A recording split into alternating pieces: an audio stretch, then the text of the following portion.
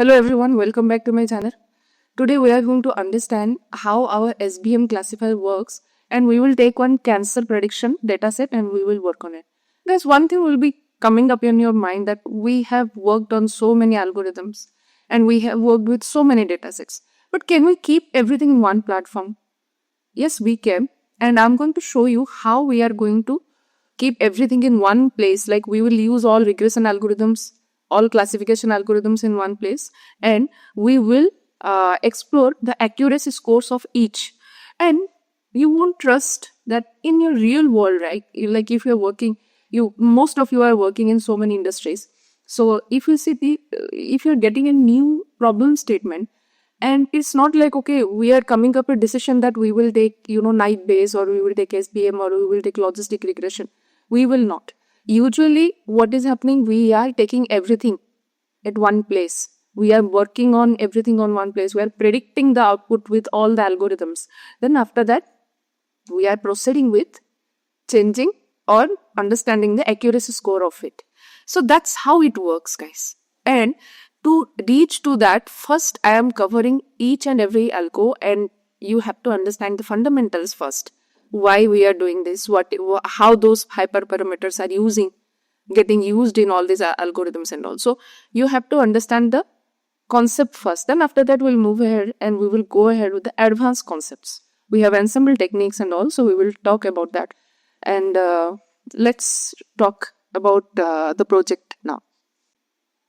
So I have taken a breast cancer dataset, and we are going to predict whether any cancerous cells are detected or not, or is there any chance of getting that disease or not. So we will explore that. So we know the drill, right, guys? We know how we are going to proceed. So first we are getting our libraries. Let me clear all outputs from all cells. So first we will go ahead to the libraries. Then this is my dataset, right? This is my dataset, and this is a quite big and long dataset, guys. I thought of giving you that real world or that kind of feel. So if you'll see that I have almost we'll see. Let me just see the head. I have 32 columns, guys, in this. Okay, I have 32 columns, and my target column is going to be diagnosis, where M is the symbol which has been used for malignant and B is for benign. So malignant is the one where, like, if a patient is getting malignant, that means that patient is not having any disease. That means cancer is not detected in that patient. If it is B, then the cancer is present or cancerous cells are detected in all those kind of tests. So here, what exactly, like in case of healthcare, what they used to do, they will suppose, a doctor is doubting that, okay, if a patient is having some issues, then they will take that sample. Suppose a patient will go and, they will, complain about the lump and all. They will take some cells from that lump and they will go ahead and test it. So when they will test it, these are the different factors they are considering. So if you'll see, from 3 to 32, they have taken different features, and those features basically are radius, texture, and perimeter. So they will take the mean, the standard deviation, and the worst, the worst, largest, and everything, all those parameters they are considering. The same thing they are repeating from 3 to 32. So if we'll see in this dataset, the same thing which I told, right? We have a radius, texture, and perimeter, and you can see that they have taken different mean.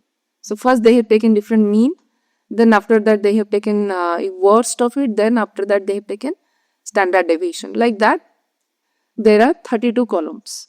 So we will see that how we are going to proceed on my SVM. So this is my info part, and we have 569 rows present. And guys, I have already told you that in case if you are seeing any null values, how we are going to understand, or how we are going to handle. We will take this, right? We will take the sum is null or is NA. The same thing we can write it with each NA.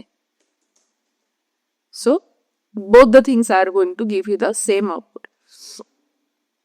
So in this case, we don't have any null values present, right? However, if it is there, then you know how to treat it, right?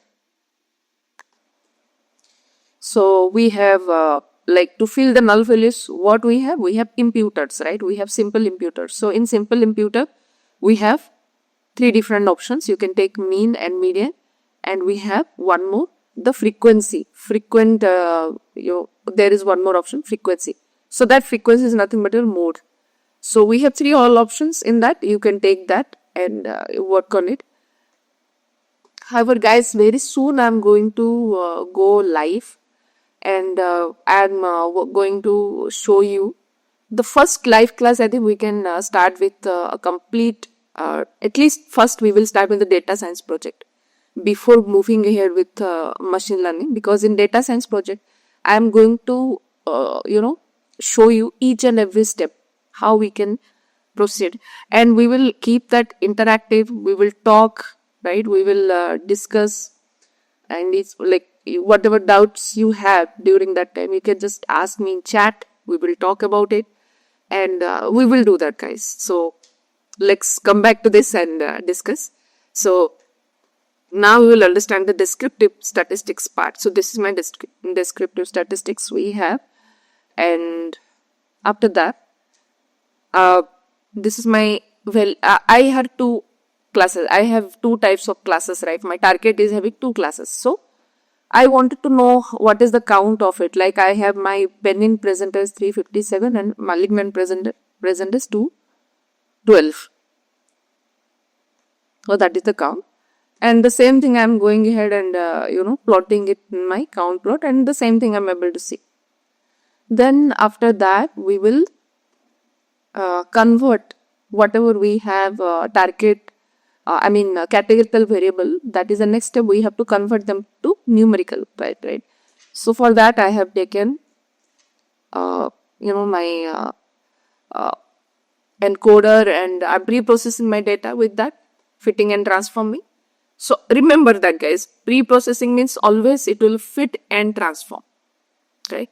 So then after that, I'm considering my numerical columns. So for that, I am just, taking my numerical columns, and I'm selecting my data types, and you can see it's quite big, correlation matrix. So we have so many features which are, closely related to each other. Then after that, we can come back and get our, model trained. So for model to get trained, what are the things we have to consider here? We have to consider trail test split, first point rate, model selection trend, then standard scalar. Then here, in case of regression, we used to have regression, right? Here we have sklearn, SVM, support vector machine. That's the module name, and this is the class, or this is the SVC, class support vector classifier. Then we have different metrics which I am going to consider. And guys, I am going to show you. Every metrics here. If you see that I have taken accuracy score, balanced accuracy score, those things which are important for your classification. I'm going to show you that the Cohen's kappa score, log loss. Those things we have already covered, right, during our metrics classes. Then Matthews correlation coefficient. This is how we can get, guys. Matthews underscore core OF. Then classification report. Then confusion matrix. So these many things we are going to get throughout this demo. Then I'm going to get my features. So I'm dropping my ID, because ID is of no use here, right? It's just going to confuse your machine ID. ID is not taking any kind of role. If you see the same thing, you can see ID is not having any role from the correlation matrix. Then we will move ahead with train test split. So I am going ahead and training my data. So the test size I have taken 0.2, that means 20% of my I need to run this. Then I'm doing this. Oh, I need to use this. So if you see that my test size I have taken 20% and my random state 42 and stratify I have already explained you. We do not want to change the test set. We want to keep the same test set. So for that we are taking stratify. Then we are scaling it down. That is the main factor which we have to consider for classification specifically. So I have taken the object of standard scaler, then I have taken my x train scale, then x test scale. I have told you why we are taking fit and transform. Both the things I have explained you already, right? Transform, why we are taking, we do not want to train our model with test data. If my model will already getting trained with the test data, what's going to happen, guys? It's going to overfit. Already, if any new data will come, they know the trend and they will tell you the same output every time. So, next, what is the thing? We have to get our SVM. So, if you see, if I'll open, this is how it looks like once it's getting trained. And you can see, guys, one more important factor. When we are when initializing our object, we are taking SVC class, and inside that we have two properties. One is a kernel, and kernel by default it is RBF. If it will not keep anything, it is going to take RBF and probability equal to true. That means it's going to take sampling of the data internally. Then SVM.fit, I am taking my scale 1 and my train 1. That's it. Then after that, what is the prediction we are going to get? Y prediction, SVM.predict, right? We are giving input as my test data, correct? Then after that, this is my Y probability, SVM predict probability, like we are going ahead with the probability. So what should be my probability score, guys? It should be from 0 to 1. So we have trained that. Then after that, we are going ahead with getting the scores. So for accuracy, we have accuracy score. For balanced accuracy, this is the one. This same logic, guys. We just need to take actual data, predicted data, actual data, predicted data. Then we are getting our output. So we'll see. Let's understand these things. My accuracy came 97.3, balanced accuracy came 96.4, Cohen's kappa score came 94.2, log loss is just 8.08, that means 8.27%. Matthews correlation coefficient we got 94.4, and this is my classification report. Right? This is my classification report. So we have two classes, 0 and 1, and these. Like what it is telling us, we have, like, this particular model has taken 72 inputs for testing, or it has predicted 0 and 42 it has predicted 1 correctly, and this is my total count. Like if we'll add these two, we are getting 140.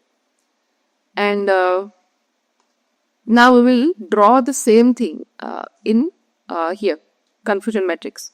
So if you see my confusion matrix, what my confusion matrix is considering, guys? Actually predicted. And this is my confusion matrix. And how to read the confusion matrix, guys? If you will come down, my confusion matrix is what, guys? We had true positive, false negative, and true negative. So if you will go up, true positive, false negative, true negative. True positive 72, false positive, false negative, true negative. So we got these many, and the same thing I'm showing it in chat. And when we are talking about the classes, right? Actual classes and predicted classes, this is how it looks like. If you see the first row, it is considered for actual malignant, and the second row it has considered for the actual benign. And if you see the same thing, I'm getting it here. For my malignant, we don't have any false or what I guess a false negative, right? However, for this we have 3. So that's how we are getting our confusion matrix. Now we will go ahead and draw our actual versus predicted. This is how it looks like, the output, guys. It is good. I mean, we are getting a proper output here with correct. Then we will understand ROC aims. So in this ROC and AUC curve, what I have explained to you guys, ROC is like we are so what exactly is happening in ROC curve, guys? So it will take internally different thresholds. Thresholds means the thresholds will be from 0 to 1. If you see this range, 0 to 1, 0 to 1. So it will take different threshold values and it is going to get the false positive rate. You can see false positive rate, true positive rate. Then it's going to get, I have already shown you the calculation. If you have not gone through that video, please go through that video. And if you see that, in that video, I had taken different thresholds and I have calculated false positive rate and true positive rate. And the same thing, we are plotting it here. And that's the ROC curve. And AUC is your percentage, or it's a score. AUC. It's not a, plot. It's just a score. And if you see this line, this is the AUC line and this is the ROC curve. This is the AUC line. So this is how your ROC AUC curve looks like. Okay. Then we will go ahead with the hyperparameter tuning, right? For that, we have taken gridsearchcv. So inside model selection only we have gridsearchcv, right? So we have taken that. Then what is the next step, guys? We have to get our object model. Then after that we have to get the parent grade. Inside that we are going to define all our hyperparameters. So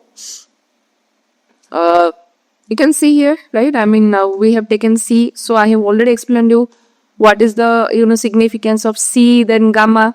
C and gamma are the hyperparameters which are helpful in case of SVC to determine the or the classification on higher dimensions. So this is how we are getting our things. So here, guys, we have C value. So C value we have taken 0.1, 1 and 10. Kernel we know, right? 3 different types of kernels. This is again helping to convert those higher dimensional things to the lower dimension, or which we are talking about the soft SVM, right? Hard SVM, soft SVM. This is a part of soft SVM. Here intentionally we are giving input or some bad input we are going to give just to give the correct prediction. Then gamma is a scale and octal. That's the hyperparameter again now, which is getting used in case of soft SVM, hard SVM, soft SVM. Then we have degree. Degree I am defining 2, 3, 4. Why we are taking degree, guys? Because the data is never always linear. So for non-linear data, and if it is the highest non-linear, then it can take 4. If it is just non-linear, the lower level of non-linear, then it is going to take 3. Then we are getting our grid. Okay, in gridsearchcv, what we are doing, we are getting our estimator, then parent grid, then cross validation. So here I have taken 5-4 CV, that scoring accuracy I am taking, and I have already explained n jobs and verbose. Verbose is going to show you the output. I need to run this. Before that I need to run this, I need to run this, then after that I need to run this. So once I run this, I should get the verbose part here. It takes some time, guys, because here so many features are there, right? So you can see that I am getting fitting 5 folds for each of 54 candidates, totaling 270 fits. So my model is trained with that. Now once my model got trained with hyperparameters, so I am getting the best param as 1, C as 1, degree as 2, gamma scale, then kernel RPF, and my score, accuracy score, I'm getting 97.5. And this is my the best estimator. I'm taking my best estimator from grid. Then after that, I'm predicting with that best estimator, and I'm getting accuracy score is 97.3, and this is my classification report. That's it. And this is my confusion matrix. The confusion matrix stays same, guys, because it is not going to change, right? We know why. Because already model is predicting that much. It has that much capability. It is not going to go beyond that. So this is my shape. 140 is my shape. And this is the real meaning of my confusion matrix, guys. Most of the times even I'm getting confused on this part. So always keep it as a practice to note it down, or to comment it out on new things. So true positive means my model predicted positive and it was actually positive. False positive means my model predicted positive but actually negative. It's a type 1 error, correct? Then false negative means model predicted negative but it was actually positive, type 2 error. Then true negative means my model predicted negative and it was actually negative, correct rejection of negative classes. So this is how my classifier works, and we will understand the regressor problem as well. We will solve the regressor problem. So we will do that during our next video. Thank you.